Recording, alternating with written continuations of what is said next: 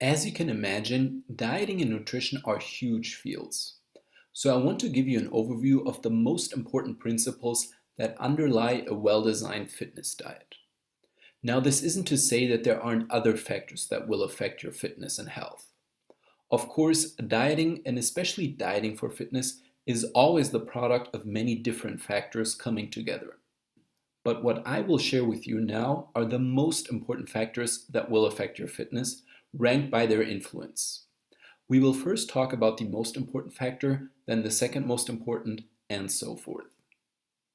But with so much contradictory advice out there, you might ask yourself, how can you even decide on the most important or the second most important factor in the first place?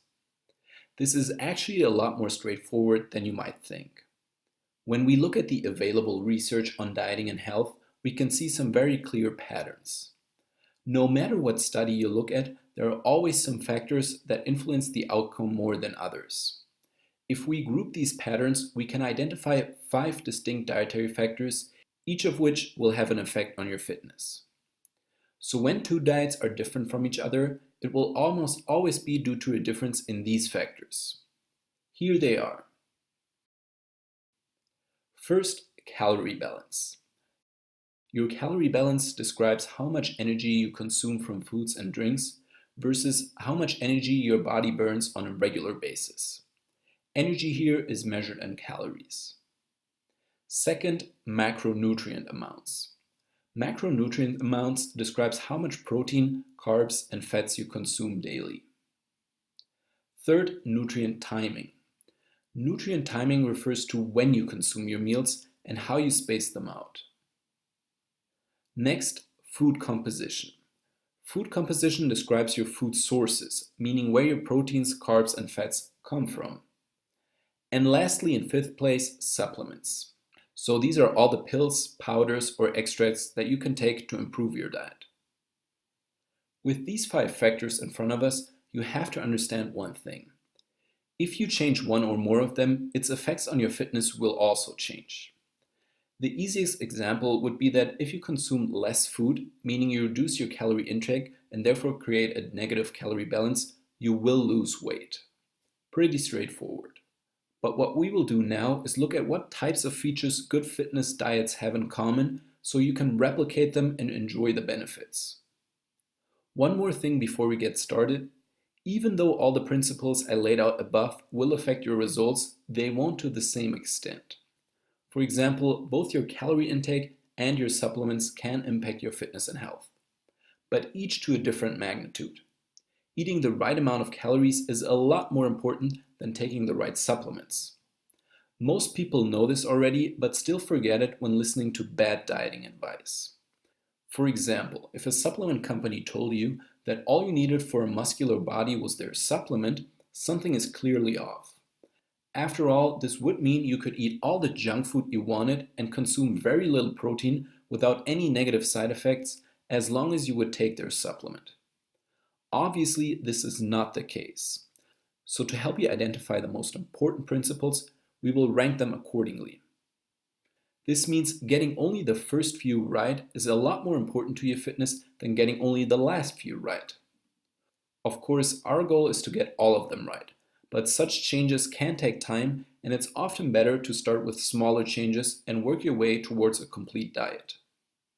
So the good news is that you can safely ignore the lesser important principles at first while focusing on the important ones, and you will still see amazing results. Only once you're confident with the bigger ones should you also tackle the small principles. Like I said in the last lesson, the single most important variable in determining diet success is your calorie balance. From a scientific standpoint, whether you gain weight or lose weight is determined by the first law of thermodynamics, which states that energy cannot be created or destroyed, it can only be transformed from one type to another.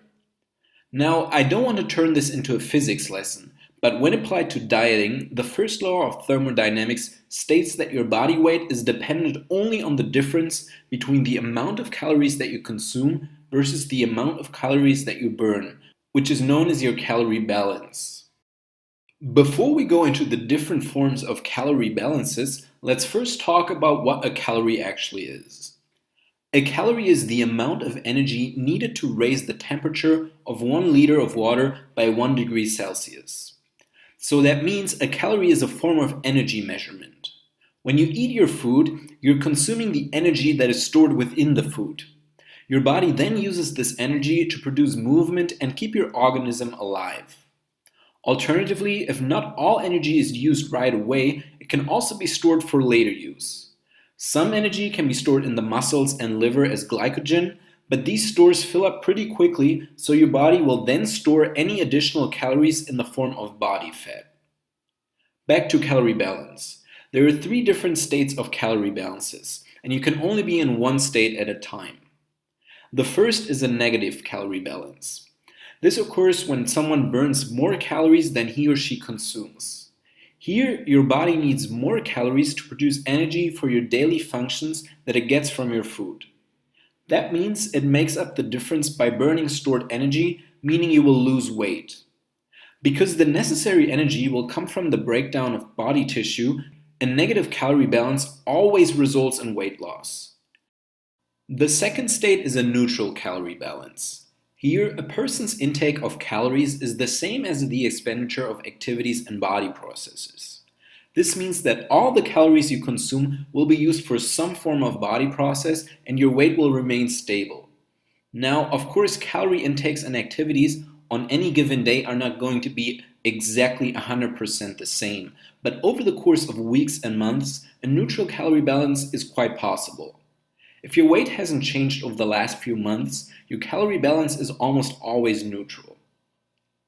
The third and last state is a positive calorie balance.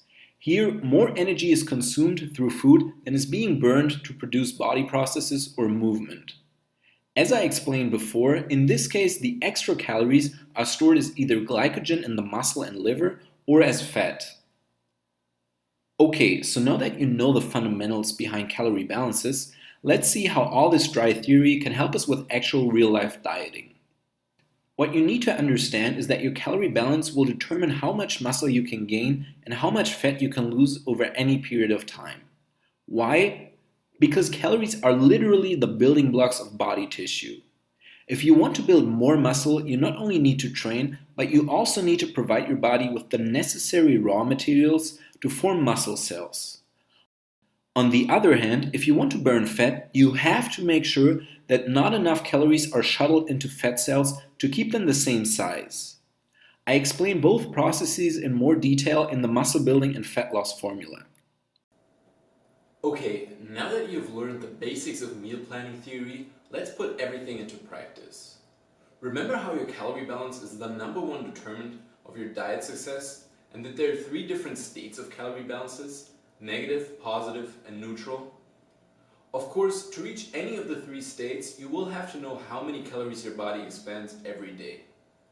There are several different equations and strategies you can use to calculate this value. Some of them are more or less accurate and more or less difficult than others. I will now show you the easiest and most straightforward way, which is to calculate your TDE. Your TDE describes your total daily energy expenditure, which is the number of calories that your body burns in one day.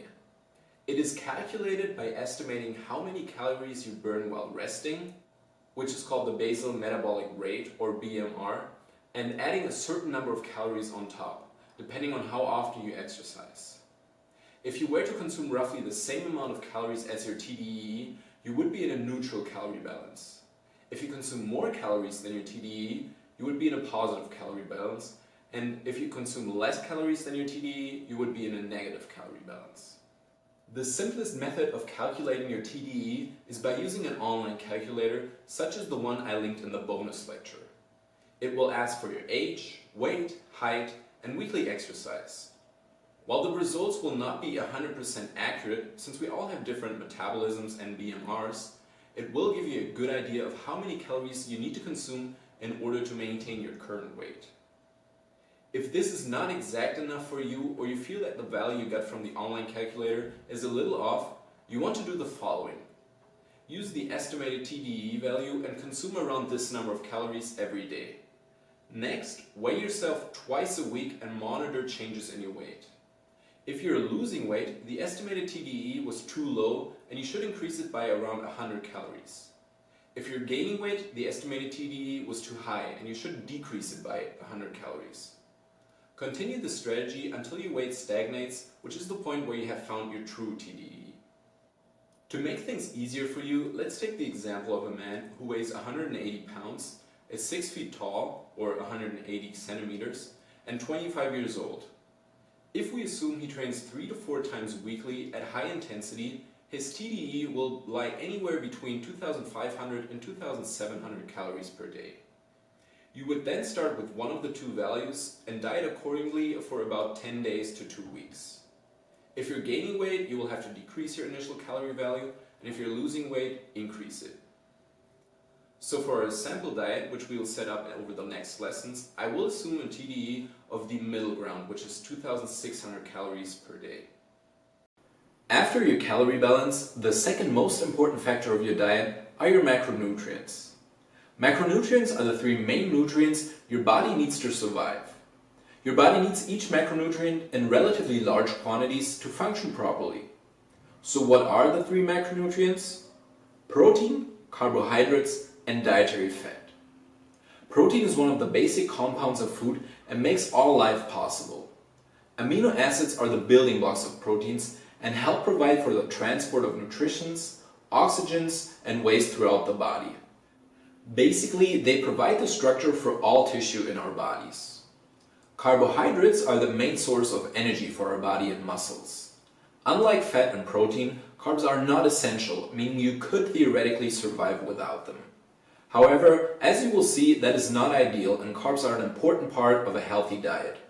They help regulate protein and fat metabolism and aid in the growth and repair of tissues. Just like protein, all carbohydrates contain 4 calories per gram.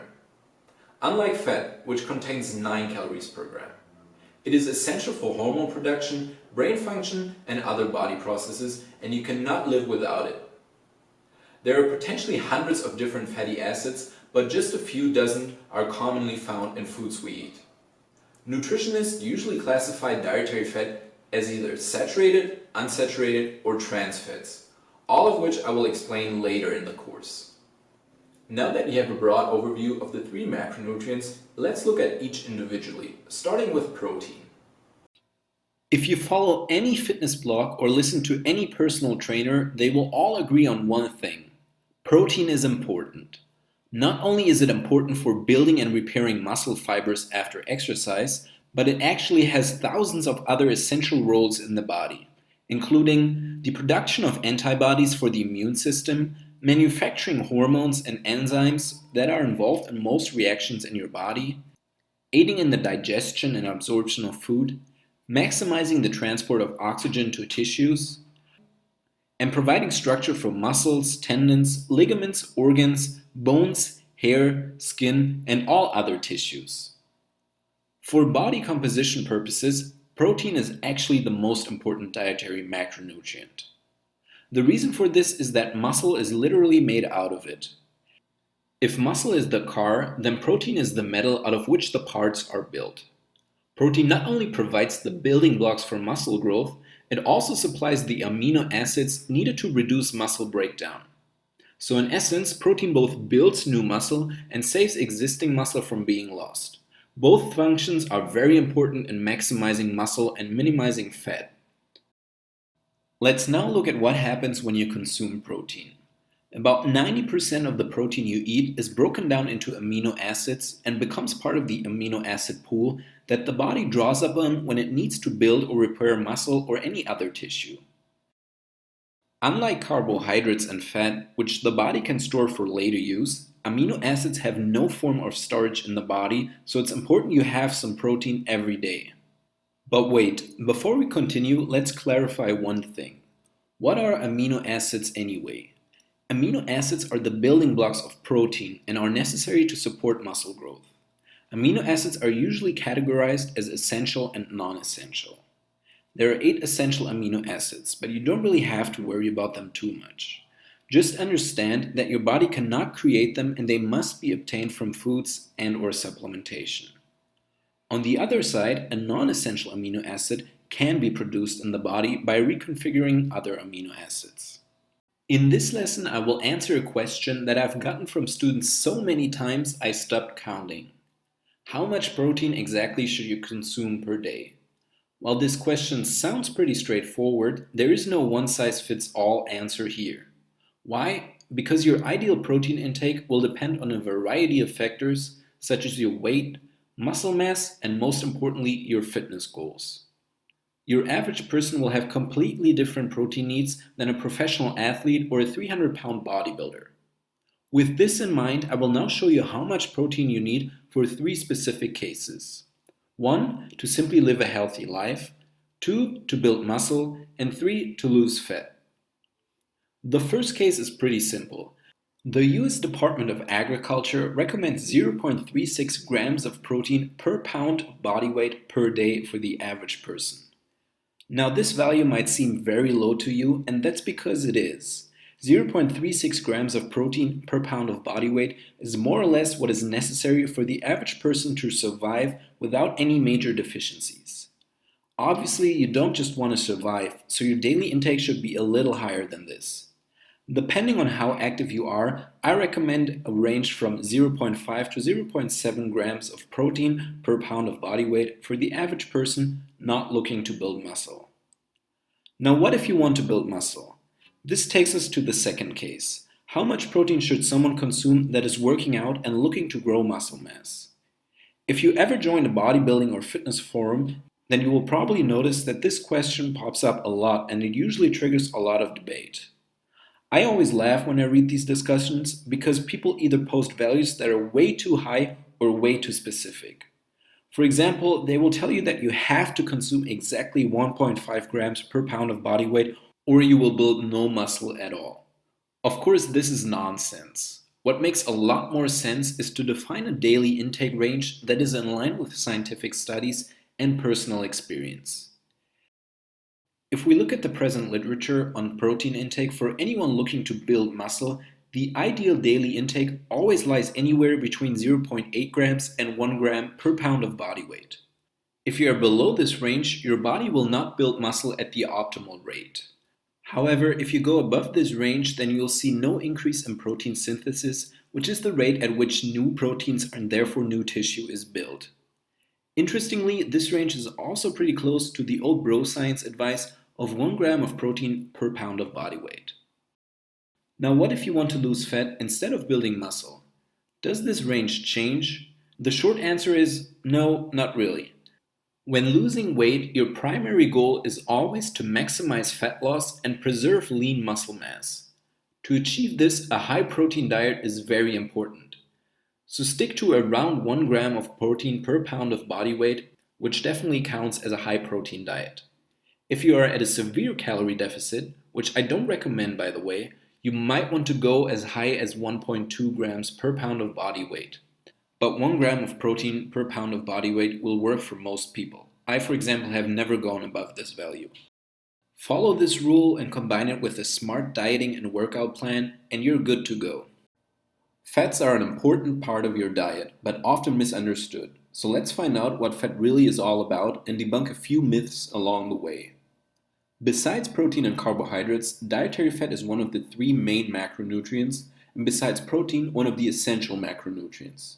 That means your body needs some fatty acids to survive and cannot produce them from other foods. You also need fat to regulate hormone production and to keep your skin and hair healthy. Fat also helps you absorb vitamins A, D, E, and K, the so-called fat-soluble vitamins. And lastly, fat cells insulate your body and help you to keep warm. 1 gram of fat has around 9 calories, which is more than twice the number of calories in a gram of carbohydrates and protein, which each have 4 calories per gram. There are two main types of fat, saturated and unsaturated fats. Saturated fats were long referred to as bad fats, as it was believed that they raised your LDL cholesterol level. Cholesterol is a soft, waxy substance that can cause clogged or blocked arteries. Therefore, high LDL cholesterol can theoretically put you at risk for heart attack, stroke, and other major health problems. Nowadays, the effect of saturated fats on LDL cholesterol seems to be a lot less problematic than previously thought, and the debate whether saturated fat directly increases your risk of heart problems is still unsettled. But until we know more, it's probably best to limit foods that are high in saturated fats. Foods that contain a lot of saturated fats are animal products such as butter, cheese, whole milk, ice cream, cream, and fatty meats. Some vegetable oils such as coconut, palm, and palm kernel oil also contain saturated fats. You can easily identify saturated fats as they are usually solid at room temperature. Unsaturated fats, on the other hand, can help you lower your LDL cholesterol. Most vegetable oils that are liquid at room temperature have unsaturated fats. Among the unsaturated fats, we can distinguish two kinds: monounsaturated fats, which include olive and canola oil, and polyunsaturated fats, which include sunflower, corn, and soy oil. One last type of fat that you will stumble across are trans fats. Trans fatty acids form when vegetable oil is infused with hydrogen.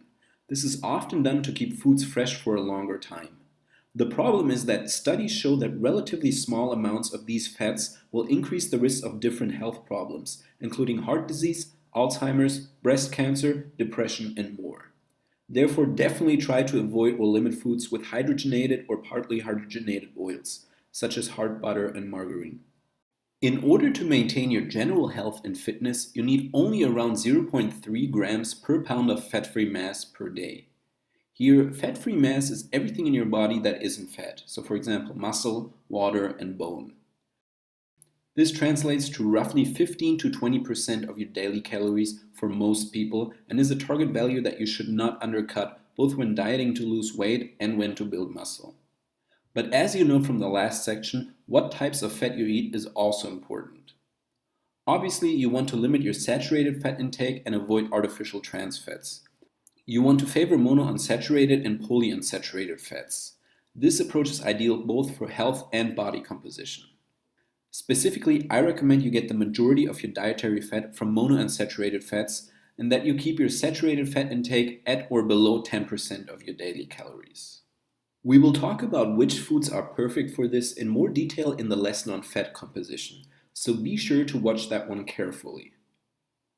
Now there's one more case we need to talk about where you want to further increase your unsaturated fat intake above 15 or 20%, and that is when you're bulking. Bulking is the term used for going into calorie surplus to ensure optimal muscle growth. Skinny people looking to put on size often have a hard time with this.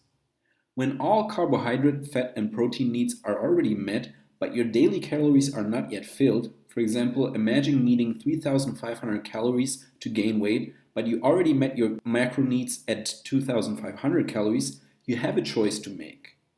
You can either choose to add protein, carbs, or fats, or any combination of these three. In many cases, adding dietary fat is going to be a good option because of the following. Taste. Fats taste good. For most people, adding olive oil or avocado to something just makes it taste better. Very few people will complain when you add fats to their diet. Health effects. Monounsaturated fats are some of the healthiest calories you can take in. This includes olive and canola oils, avocado, natural nut butters, and almost all raw nuts such as peanuts and almonds. It is also possible that healthy sources of particular saturated fats such as coconut oil and grass-fed beef products can be consumed, but likely not in the same quantities as monounsaturated fats. Calorie density. While proteins and carbs have 4 calories per gram, fat contains 9. This alone makes fat a top contender to use for a calorie buffer. Add to this the fact that fats tend to pack together tightly and the apparent density goes up even further. A tablespoon of olive oil has more calories than an entire banana. And this density is part of the ease of consumption of fats as well. If you're already full but still need more calories to meet your daily intake, extra fat is going to be a lot easier to consume. Cost effectiveness. Not only are fats super calorie dense, they're usually very cheap. A large container of olive oil is a lot cheaper than quality protein. Taken together, these points highly support the role of fats as a default calorie buffer. Now, in some cases, it can also make sense to consume additional carbs, especially when exercising very intensively. However, then you need to make sure that these extra carbs come from quality sources such as rice or potatoes and not from candy or junk food. Never consume too much simple carbs as they will keep your insulin levels up and can lead to pre-diabetes, which is both harmful to your muscle gains and fat losses and your general health. Carbohydrates are the last of the three main macronutrients. Just as with fat and protein, there are a lot of debates around carbs. Before we get into these, let's first find out what carbohydrates actually are. Carbs are found in foods including fruits, vegetables, grains, potatoes, pastries, and candy, and are considered the body's preferred energy source. More specifically, carbs are sugar molecules that are a union of carbon, hydrogen, and oxygen. Think of carbs as one or more sugar molecules that are bound together and broken down by the body to be used as fuel. When you consume high-carb foods, your body breaks them down into simple sugar glucose, which is then transported throughout the body to provide energy, fuel important reactions, and maintain blood sugar levels. Any glucose that is not used is stored in your liver and muscles as glycogen, or if the stores are full, as fat. During high-intensity activities such as weight training or sprinting, your body uses glycogen and converts it back to glucose for new fuel. If glycogen levels are low, hard workouts become increasingly difficult to complete and your performance will suffer. Next to its importance for workouts, carbohydrates have other benefits. They include supplying the nervous system with fuel. Well-maintained blood glucose levels will directly benefit the nervous system, which not only means better concentration, but also better muscle recruitment, more fatigue resistance, and even more workout motivation. Much of the fatigue of long-duration training is due to a tired nervous system and not the result of sore muscles. So providing the nervous system with an adequate source of blood glucose is important for optimizing workout intensity and duration. Refueling glycogen stores. In addition to glycogen's role as a provider of energy for high-intensity workouts, its storage in the muscle plays a role in the regulation of muscle growth. Low levels of glycogen by themselves have been shown to downregulate muscle growth. That is, just having low muscle glycogen levels, irrespective of training intensity and protein intake, can dampen muscle gains and increase the risk of muscle loss. This is just another reason why getting enough carbs is a very important factor when wanting to build muscle. Secreting insulin. The more carbs you eat, the more insulin is secreted. This is important because insulin has a profound effect on muscle growth. When insulin is secreted into the blood, it binds to target receptors on the muscle cell surface and increases muscle growth. Because of the powerful anabolic effect of insulin and the fact that carb consumption secretes more insulin than the other macronutrients, fat and protein, carbohydrate consumption is anabolic to muscle tissue. This means it helps grow it. In order to optimize your meal plan, once protein and fat needs have been addressed, you also want to look at carbohydrates. Since carbs are the only non-essential macronutrient, in theory there is no true minimum from the perspective of general health. You could survive without any carbs, but as you can imagine, this is not a good idea.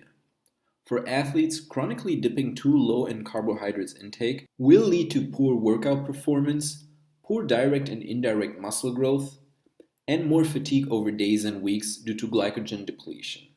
Thus, if minimal values are not met, especially for extended periods, you will not grow as much muscle as you could. Now, the optimal intake of carbohydrates can be based on a variety of factors. In order to figure out exactly how much carbohydrates you need, we would have to do a lot of blood tests and other measurements. Fortunately, even without knowing your exact measurements, we can still narrow in on a range using only two measures, body weight and training intensity. As you can see from the table, your carb intake will increase with training intensity. The harder your workouts, the more carbs you will need to consume to fuel your muscles. Now, what are light, moderate, and hard workouts? Light workouts will usually be around 30 minutes or less, and a workout with less than 10 working sets if you're lifting weights. Moderate workouts are anything between 30 and 60 minutes, and more than 10 working sets if you're lifting weights.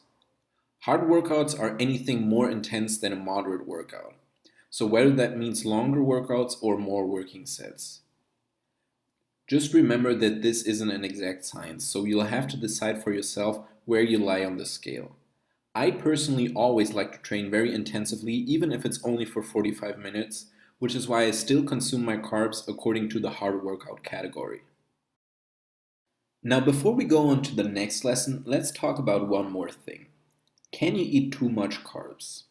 This is a very difficult question, not only because carbs have been vilified in recent years by many popular diets, such as the Paleo or Atkins diet, but also because too much will differ from individual to individual and on the type of carb you consume. As a general rule, for most active people and athletes, there does not seem to be such a thing as an excessive carb intake, so long as minimal protein and fat intakes are met. We know from studies done with endurance runners and vegetarians that diets very high in carbohydrates can be very healthy in the long term. What this assumes, though, is that you get your carbs from quality sources such as rice, quinoa, oats, and potatoes. These are all complex carbs that do not lead to a sudden spike in insulin levels, which is the case for simple carbs like candy and sugar. What this means is that if you exercise a lot and need the extra energy, then you can consume large amounts of carbs as long as you get them from complex carbs and you also meet your minimal protein and fat needs. Also keep in mind that some people's stomachs simply don't react well to a high carb diet. They will feel bloated and full and somewhat tired throughout the day.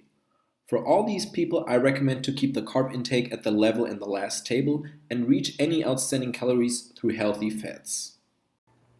Hey, if you like the lesson so far, it would be awesome if you could leave a review. It really helps me out and they make all the difference. If you have a question or would like me to include some additional content, feel free to send me a private message. Thanks, and I wish you all the best for the rest of the course. Let's now talk about the next category on the list: meal timing or nutrition timing. This is a huge topic of discussion in the fitness community and one that has always been controversial. Of course, to know what exactly I mean with meal timing, it's useful to first define the term in detail. In its most general sense, meal timing asks the question of when to take in nutrients on any given day.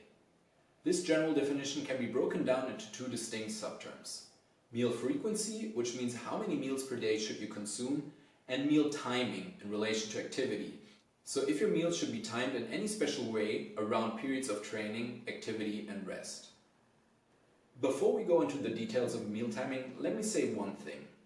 Even though meal timing has its place in a well-designed diet, its importance is most often overestimated by beginners.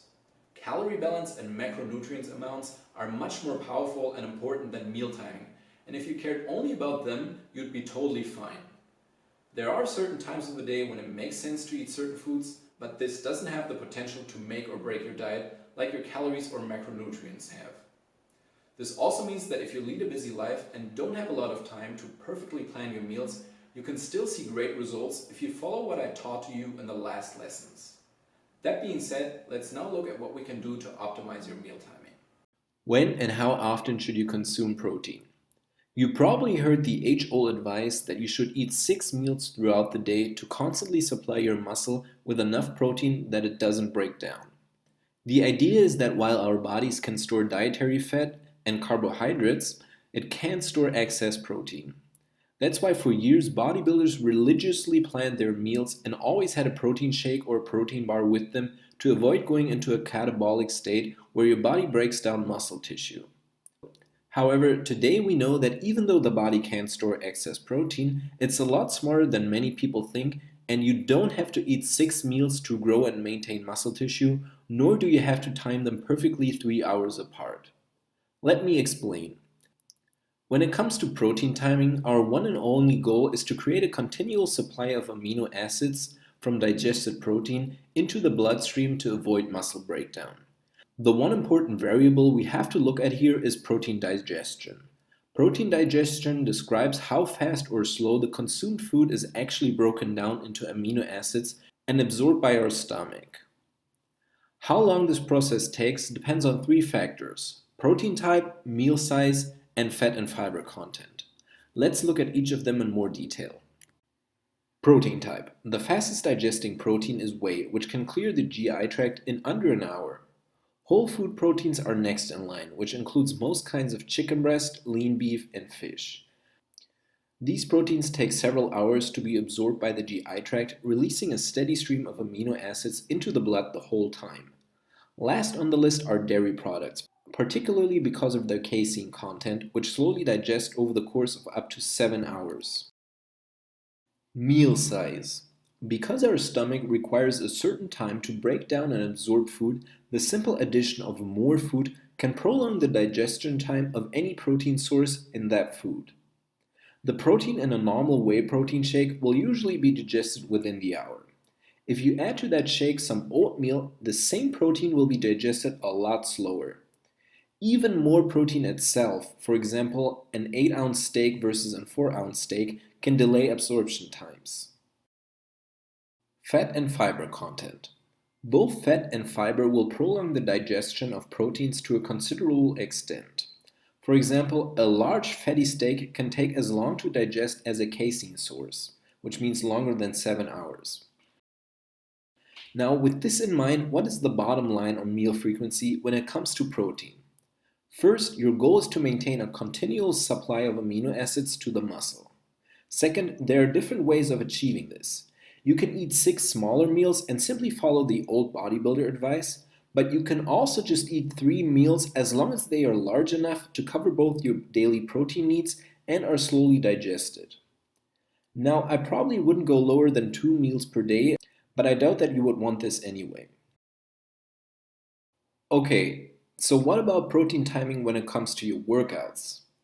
The evidence on this is inconclusive. Some studies show a positive effect of post-workout protein on protein synthesis, and others find no such relation. Overall, it seems that as long as you meet your daily calorie and nutritional requirements through your normal diet, you don't have to drink a protein shake right before or after your workout like many people think. What you want to do instead is to get your pre and post meals right, which is something we will cover in a later lesson. Lastly, what about before your sleep?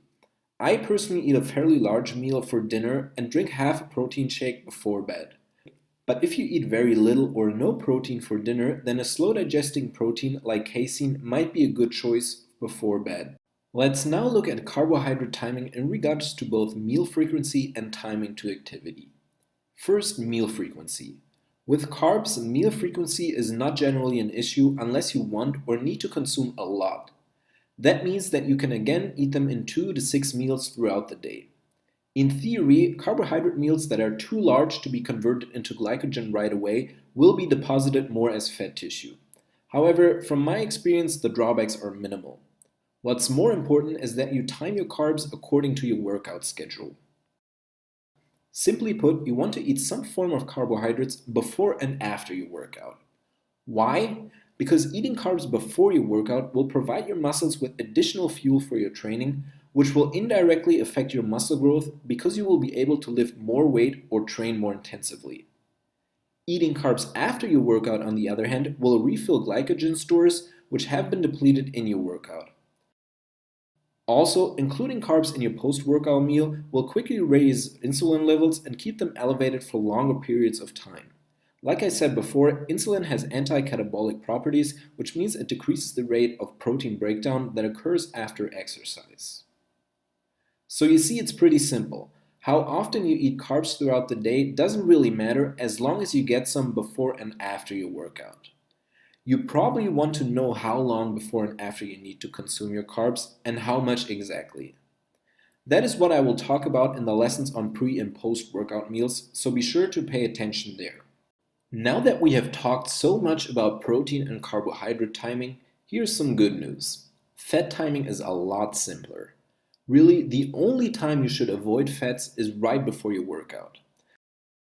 Since fat slows down the digestion of both carbs and proteins, a meal high in fat right before your workout will not only make you feel more tired, it also limits the availability of energy in the form of carbs throughout your workout.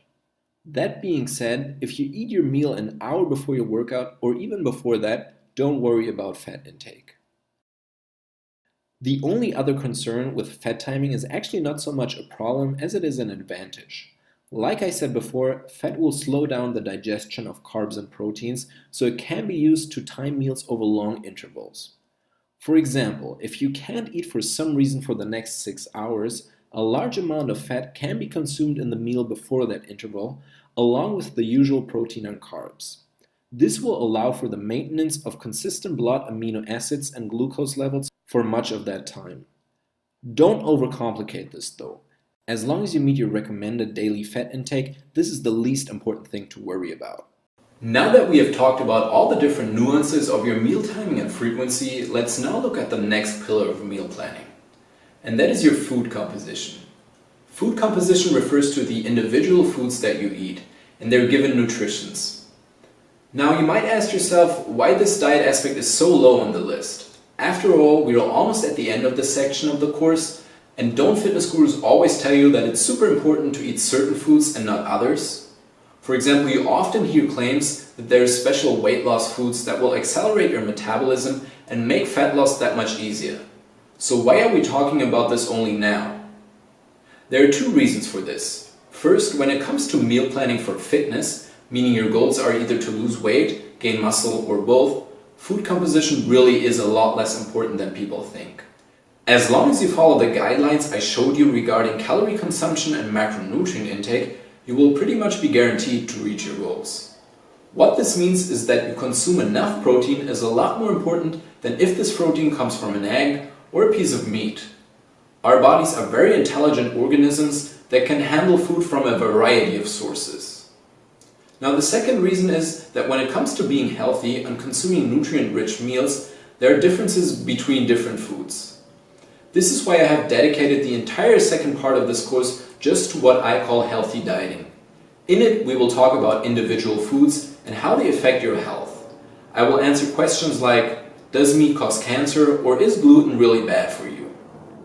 In that sense, what you eat matters a lot more obviously, but we will get to that later. For now, let's stick to what's important for meal planning. And here the truth is that your food composition will have only a minor impact on your results. Still, I believe you should know the difference in the different sources of protein, carbs, and fats. So let's start with protein. Protein composition or protein quality can be measured in a number of ways. Most often you will hear the concept of bioavailability, which describes what percentage of the protein that you consume is actually absorbed into the bloodstream.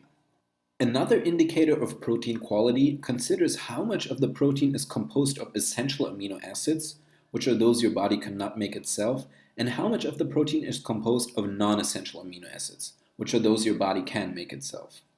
Obviously, sources that are rich in essential amino acids are of higher quality in this sense. In general, protein quality ranks from animal sources to plant sources. Here's a short list of common foods ranked by their protein quality according to the concepts I just mentioned, starting with the most quality sources first. In first place comes whey protein isolate, followed by whey protein concentrate. Then come egg sources and meats. Poultry and fish and seafood rank somewhere in the middle, followed by soy protein and quinoa.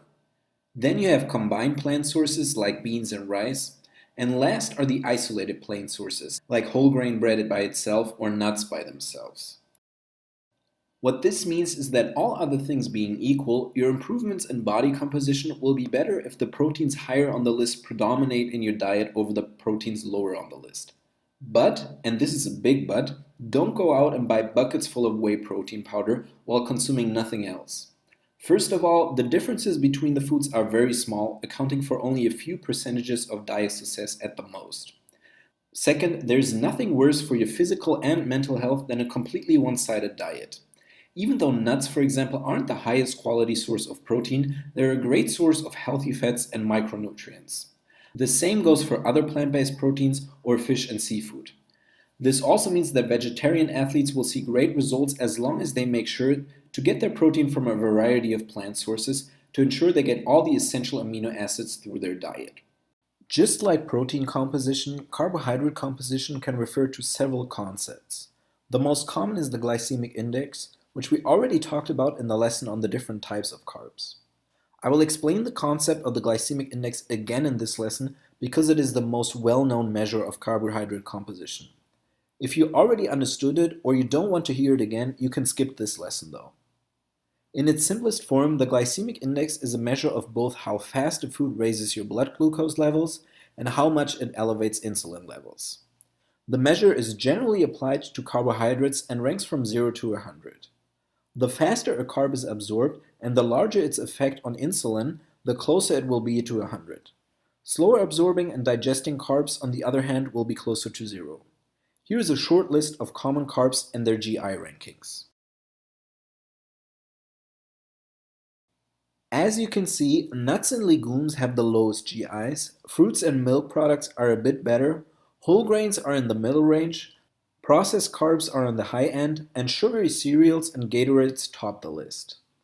Now, just as with protein quality, the glycemic index comes with a big but. And here's the problem. GI rankings are based on the glycemic effect of specific foods that are consumed isolated and in a fasted state. That means unless you eat first thing in the morning or after a long fast, you'll never be consuming your carbohydrates in a fasted state. And even then, a typical fitness meal plan always combines carbohydrates with fats and proteins. And since fiber and fat slow digestion and absorption, they have a lowering effect on the glycemic index of any co-ingested carbs. What's more is that even in the rare case that you did consume a high glycemic carbohydrate source alone in a fasted state, it still won't affect you to any meaningful degree. Unless you have a pre-existing health condition, the human body is very good at keeping your blood sugar level and insulin levels within a fairly precise range. This applies especially to people who regularly exercise. What this means is that even though the GI index is a nice theoretic concept, in real-world scenarios it's really not as important as many people make it out to be. Having your blood sugar or insulin level increase to higher than normal rates isn't going to have any measurable impact on your muscle building or fat burning goals. Instead of comparing fast carbs and slow carbs, here's what you should focus on. First, get the majority of your carb intake from high fiber, minimally processed sources. This includes foods such as oatmeal, rice, both brown and white rice, potatoes, whole grain pasta, fruits, and vegetables. Second, consume your carbs as part of a complete meal with protein and healthy fats. As long as you do these two things, you're good as gold and there is no need to go crazy about carb composition. For muscle building or fat loss purposes, fat composition is even less important than carb and protein composition. But consuming certain kinds of fats and staying away from others will make a big difference in your overall health. As you know, fats can be split into two main categories, saturated and unsaturated fats. These categories can be further broken down into subcategories. As you can see in the following chart, I recommend you focus on monounsaturated fats such as avocados, nuts, and olive oil. Vegetable oils are a good source of polyunsaturated fats, which along with healthy saturated fats should make up most of your daily fat intake. As for the saturated fats that are consumed, most will be from consumption via meats, and it's probably the best to stick with the healthier varieties like lean-cut steak and coconut oils. Fats from cheese, eggs, butter, etc. are usually not a problem for the average person when consumed in small to normal amounts. What you should limit or avoid though are trans fats, which can be found in highly processed foods such as junk food. Trans fats have been shown to not only have negative effects on muscle growth and fat loss, but also be bad for your overall health. Last on the list of the ingredients in a good diet are supplements. We all know that supplements can never replace proper diet planning and nutrition, but they can help you reach your fitness goals faster. Unfortunately, with so many different supplements on the market, it can be difficult to choose the right ones. I remember how intimidated I was after my first visit to the local supplement store, where they had literally hundreds of powders, bars, and pills. It's also not helpful that most supplement ads make promises that are often exaggerated and sometimes even flat out lies. You should always be skeptical when someone tells you they build crazy amounts of muscle with some new product, especially if they're trying to sell it to you. The simple truth is that the supplement industry is huge. Huge as in billions of dollars. It's also true that most of that money is spent on worthless supplements that won't have any effect on muscle growth or fat loss. So to help you find the ones that are worth their price tag, here's my short list of the best supplements for beginners that are looking to build muscle and or lose fat. In a later lesson, I will also go over supplements for improving general health and your immune system, so be sure to check that one out too. Number 1 on the list is protein powder. Protein powder is probably the single most popular workout supplement. This is because when you want to build muscle through strength training, your body requires more protein for muscle repair and growth after workout.